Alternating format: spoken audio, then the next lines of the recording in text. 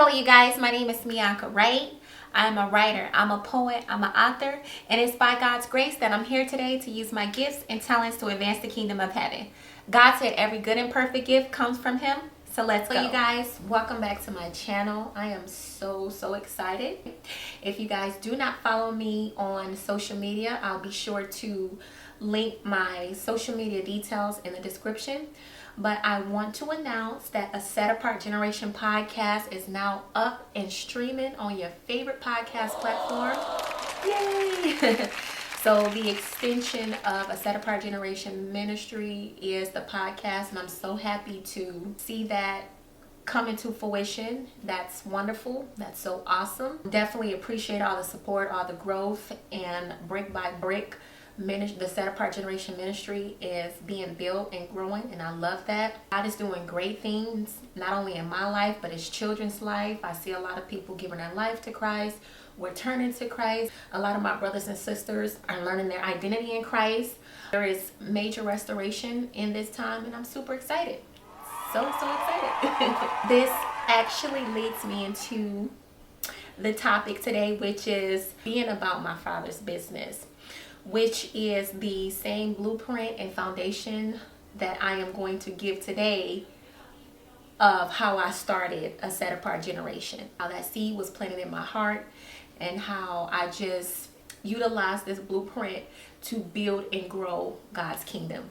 Let's go. Today, I am going to point out 4 areas where you can start being about your Father's business today. I mean, like, as soon as you're done listening to this episode, you can definitely use this, apply this. I mean, take out, add to, but definitely have it as a foundation. Your mess is the message for the masses. So everything that God has brought you out of, your experience with Him, what you've seen Him do in others' life, is the ministry for you. That's how you build His kingdom. That's how you build His temple. Every experience or everything that God has healed you through, brought you out of, still is healing you through, is your message for the masses. So one thing I noticed when Jesus was here on this earth, Jesus is he's so smart. He would do something in secret and heal somebody, give them a revelation, give them a prophetic word, and He will always say, don't tell nobody, keep it a secret. Like, and then they will go and do the absolute thing that He wants them to do. So if you think about the things that God has cleaned up in your life, or things that He's brought you out of when you were a non-believer, is the foundation for your ministry and your message for the masses. And how you execute that with your gifts and talents and all the good things that He's placed within you is how you be about His business. We are to be fishermen in this world, just as Jesus told the disciples. If you look in Matthew chapter 4, verse 18 through 20, and this is the King James, and Jesus, walking by the Sea of Galilee, saw 2 brethren, Simon called Peter and Andrew his brother, casting a net into the sea, for they were fishers. And He said unto them, follow me, and I will make you fishers of men. And they straightway left their nets and followed Him. Using our gifts, our talents, our stories to bait the fish. And that is how you be about your Father's business. God said to create disciples of all nations and baptize them in the name of the Father, the Son, and the Holy Spirit. So we are disciples of Christ. Your journey is another person's breakthrough. Your testimony is the blueprint for another person's way out of darkness. Your gifts are given by God for His glory and the advancement of the kingdom. God has blessed you with a special set of spiritual gifts and talents within your arsenal against darkness, which works together for the greater good of God's ministry and kingdom. Oh my goodness, that's awesome.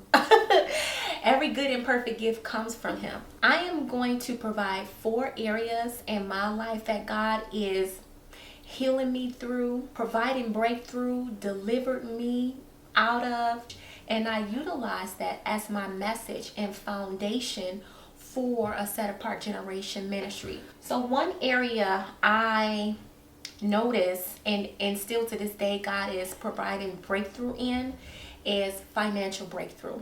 In Proverbs 10 verse 22 it says, and this is NIV, the blessings of the Lord brings wealth without painful toil for it.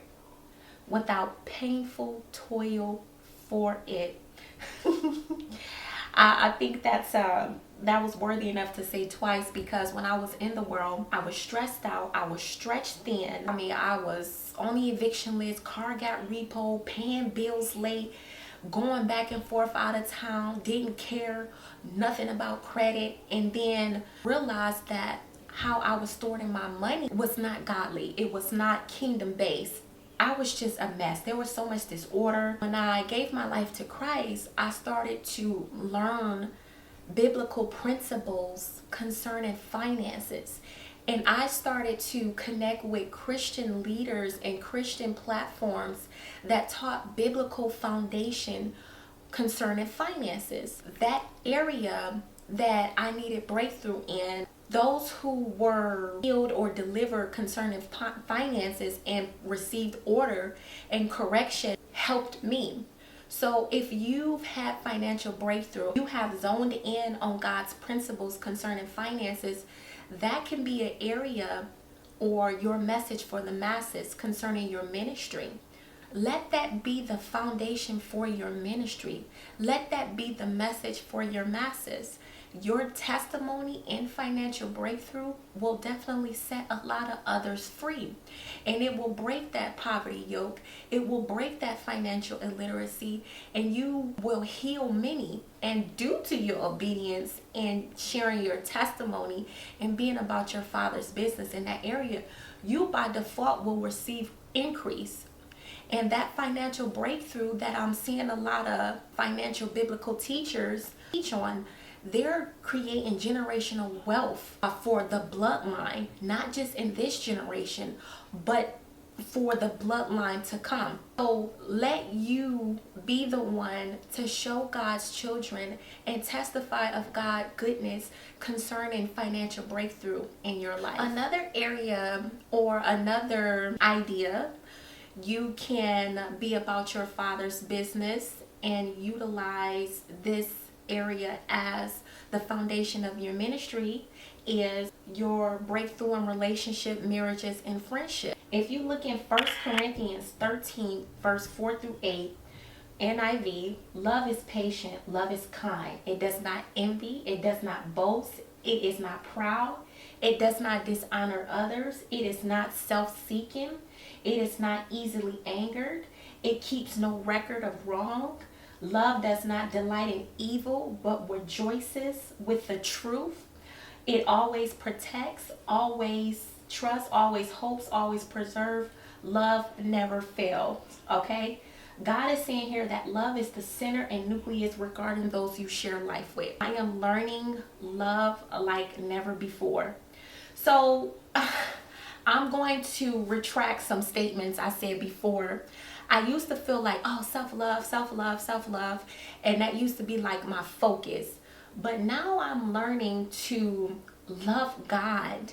And the way that He loves me, I am utilizing that as a foundation for me and how I connect and respond to others. I am seeing a lot of Christian-based teaching supported by biblical truth on how God echo His love to His children. For myself, I didn't grow up with the best examples concerning love. And I'm not talking about, oh, we're married and, we have the children. I'm talking about God motivated love, pure, honest, 1 Corinthians 13 love. A lot of times I found myself going forth in the most toxic ways that I thought was just second nature. I thought that was just okay. I thought it was just learned behavior. But what I failed to realize is that the things that I adopted were not God's view of love. A lot of us just become victims of circumstances. I spoke about this multiple times on my platforms, how toxic I was, how narcissistic I was, how much of a selfish woman I was. So you can just imagine how coming into Christ, how jaded my view of love was. During this season, I'm seeing God just heal that foundation, pulling back those layers. If you have that net to spread love, teach love, go forth in that. Go forth in that. Some people have that grace upon their life. They have that language. They just, it's just a part of their personality. You seem like, oh my God, you're just so full of love. If that is you, let that be your foundation of how you be about your Father's business in this world. Therefore, love can be restored, which is needed now more than ever. Love, marriage, friendships needs to be restored back in this world. Let's eradicate broken families. Let's eradicate abuse. Let's call down those darkness and our altars in our family and restore the most greatest thing that God has given man, and that is love, unity. All right. So another area, which is how I started my ministry and platform, and another area for you that you may have not thought of could be the foundation for your ministry, is your childhood trauma. If you look in Psalms 68, verse 5 through 6, NIV, it says, God is a father to the fatherless, a defender of widows is God in his holy dwelling. God sets the lonely in families. He leads out the prisoners with singing, but the rebellious live in a sun-scorched land. God is the father, protector, family support, and the bondage breaker for those who have or are battling childhood trauma, even as an adult. My first self-published book, Receiving Your Healing, discusses my childhood trauma. I talk about the things that I went through as a child, just being victim of circumstance, rape, abuse, foster care system, growing up in Detroit, Michigan. So you can just imagine what my perception of life was as I got older. I was not going to be a product of my environment. I was not going to be another statistic. So if you've been through things, speak out against it. I battled with, what will people think? What will people say? You know, how would this make so-and-so look? And, you know, questions like that. But what I failed to realize is that when you speak out concerning childhood trauma, it is not for you. It is for others to be set free. And it is a liberation in the bloodline that happens, because most of the time when it gets to you and you experience something as a child, just being a victim of circumstances, it has happened 100 times over to those before you. You liberate your generation when you choose to speak out against those things that you've experienced as a child. Therefore, they don't happen not only to your child, but the knowledge of it, the bringing it out in the open, will heal everyone. Emotional and mental healing has to take place when a child experiences childhood trauma. There is a distortion that happens in the DNA when a child's innocence is stolen. And that's not just in the form of molestation. That's just anything that experience, seeing violence, being amongst violence, having to not being able to eat, and just so many things that you've experienced, a child can experience that taint their essence. And they grow up with that in their heart. Childhood trauma hurts from the inside out. So if you have been a victor in that area and you've triumphed and you're allowing God to break back those areas, you're allowing God to heal those wounds, let your journey be the breakthrough for others. Let how God delivered you be the blueprint for another person's life. Let God give you the courage and power and strength to testify that to the masses, because those things you experience as a child, oh my goodness, it disrupts the identity. I don't feel like people are molded that way as an adult. I feel like there's a lot of things that people go through as children that they become susceptible to as adults, and they don't know how to navigate that. I love connecting with a lot of Christian leaders who speak about or speak out about things they've experienced as children. Just share their testimony. Therefore, you can allow God in your heart to heal those things. God cares about that. Like he said, he's a father to the fatherless. He's your mother, your father, your auntie, lonely in family. He's a protector of the women, the widows. If you think you just by yourself, he's there for you. God's children need to hear that message.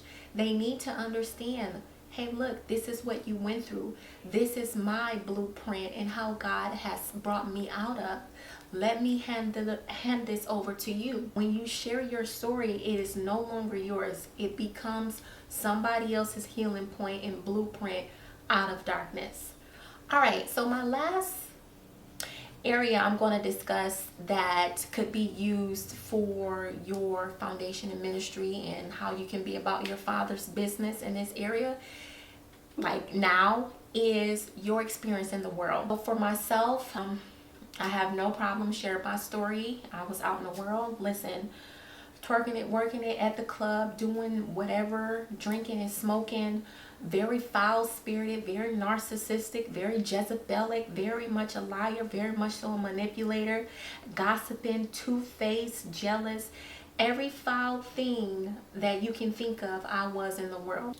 In Revelation chapter 12, verse 11, it says, they triumphed over him by the blood of the Lamb and by the word of their testimony. They did not love their lives so much as to shrink from death. It was through God's power that you were delivered from darkness in this world. And your testimony of how that happened is how the body of Christ overpowers the devil and wins souls. Okay? We are not to be afraid of criticism, condemnation, or any other tricks from the enemy attempting to stop and derail us from spreading our gospel. Your breakthrough and the things you experience in the world and what God brought you out of is your walking gospel for God's people. 2 Timothy chapter 1 verse 7 through 8 says, for God had not given us a spirit of fear, but of power and love and of a sound mind. Be not thou therefore ashamed of the testimony of the Lord, nor of me his prisoner, but be thou partaker of the afflictions of the gospel according to the power of God.